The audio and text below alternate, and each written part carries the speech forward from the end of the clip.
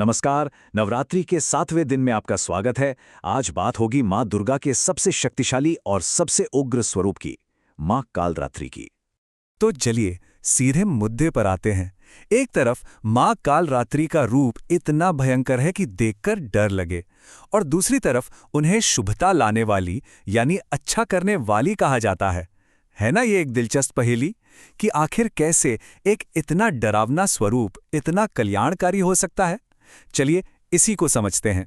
देखिए, उनके इस उग्र रूप के पीछे एक बहुत बड़ी और जरूरी वजह है।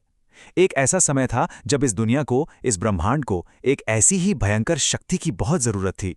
हुआ यूं कि एक युग में शुंभ और निशुंभ नाम के दो राक्षसों ने हर तरफ हाहाकार मचा रखा था। उनका आतंक इतना ज्यादा था कि देवता भी कांपने लगे थे। मतलब पूरी तरह से अराजकता का माहौल था।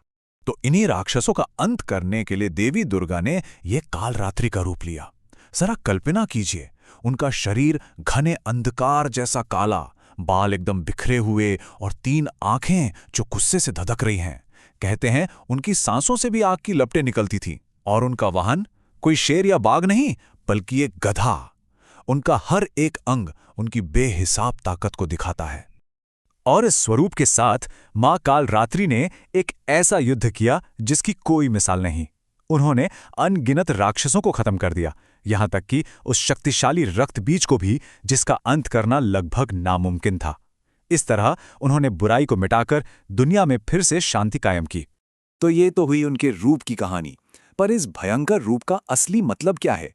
असल में ये वो शक्ति है जो हर तरह के डर पर जीत हासिल करती है। और यहीं पर आके हमारी वो पहली पहेली सुलझती है। अपने डरावने रूप के बावजूद उनका एक नाम शुभंकरी भी है। शुभंकरी का मतलब है वो जो हमेशा शुभ करती है, जो हमेशा अच्छा करती है, जो रक्षा करती है। तो समझने वाली बात यह है कि उनका भयंकर रूप सिर्फ और सिर्फ दुष्टों और बुरी ताकतों के लिए है। भक्तों के लिए तो वो एक ढाल हैं। वो हर तरह के डर, नेगेटिविटी और बुरी नजर को दूर करती हैं। वो खतरों से बचाती हैं और हिम्मत का सबसे बड़ा प्रतीक हैं। तो अब आते हैं इसके व्यावहारिक पहलू पर। नवरात्रि के 7वें दिन हम मां कालरात्रि का आशीर्वाद पाने के लिए और उनका सम्मान करने के लिए क्या कर सकते हैं? इस दिन के रीति रिवाज बहुत सरल हैं, लेकिन उनका मतलब बहुत गहरा है। पहली बात, भक्त अक्सर नीले या भूरे रंग के कपड़े पहनते हैं। दूसरी बात, उन्हें प्रसाद में गुड़ चढ़ाया जाता है।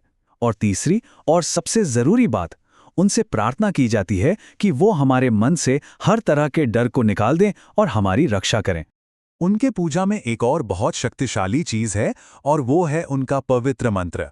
ये एक ऐसा मंत्र है जिसे अंधकार को दूर करने और सुरक्षा पाने के लिए जपा जाता है। ये है वो पवित्र मंत्र, ओम देवी कालरात्रे नमः। माना जाता है कि इस मंत्र के जाप में एक ऐसी ऊर्जा है जो हर तरह की नकारात्मकता को खत्म कर सकती है।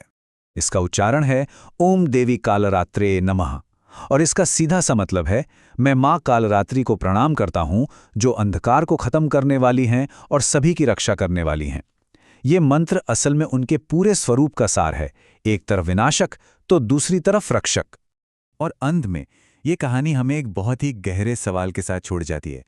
एक इतनी उग्र देवी की कहानी हमें अपने अंदर के अंधकार, अपने डर और अपनी कमजोरियों का सामना करने के बारे में क्या सिखा सकती है? शायद यही कि कभी-कभी हमें अपने अंदर के डर को हराने के लिए अपनी सबसे भयंकर ताकत को जगाना पड़ता है। इस पर जरूर सोचिएगा।